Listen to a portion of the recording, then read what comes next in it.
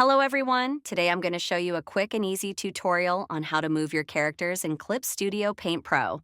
I'll animate a simple head turn, followed by a blink and a smile.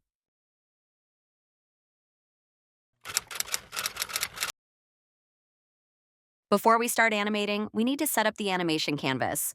You can do this by clicking on File, New, Animation. You'll see a lot of settings to choose from. I'll go with the basic HD canvas size and 24 frames per second. I usually use 24 frames per second because it's the industry standard, but you can choose a different setting if you prefer.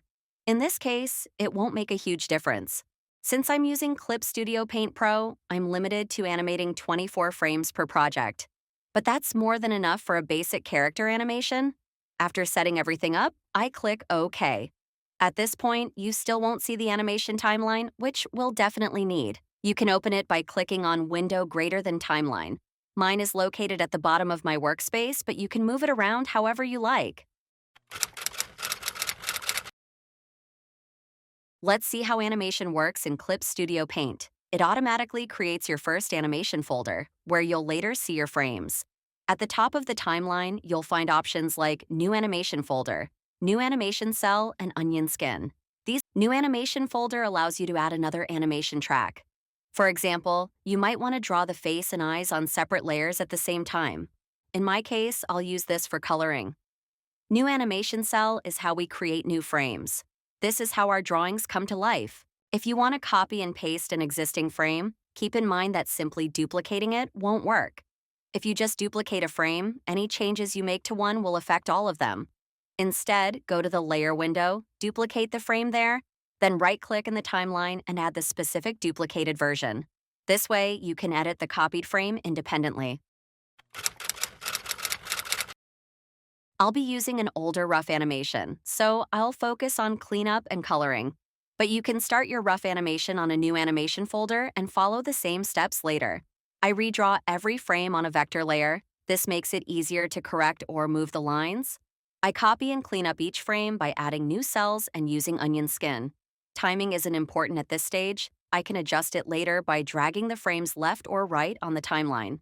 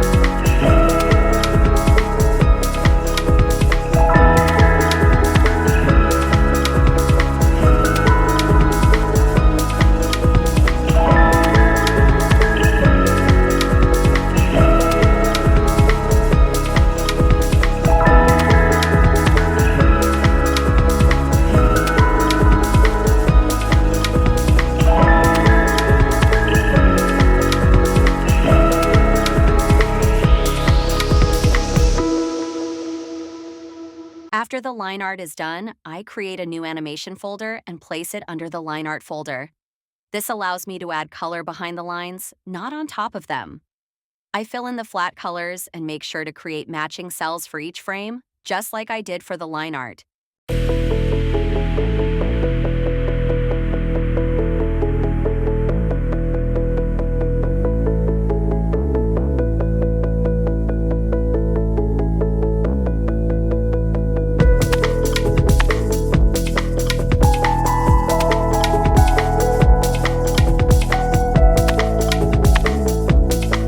I repeat the same process to add base shadows.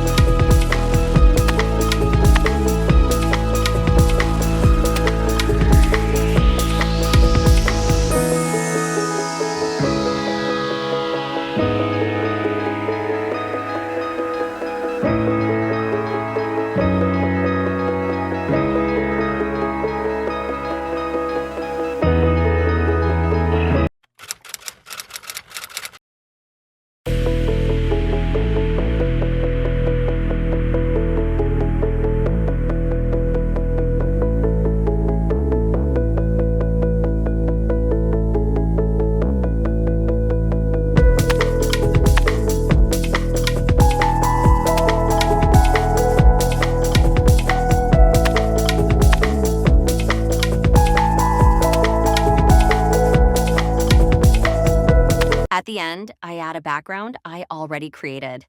I place it at the bottom by creating a new animation folder, but this time I only need to create the first cell.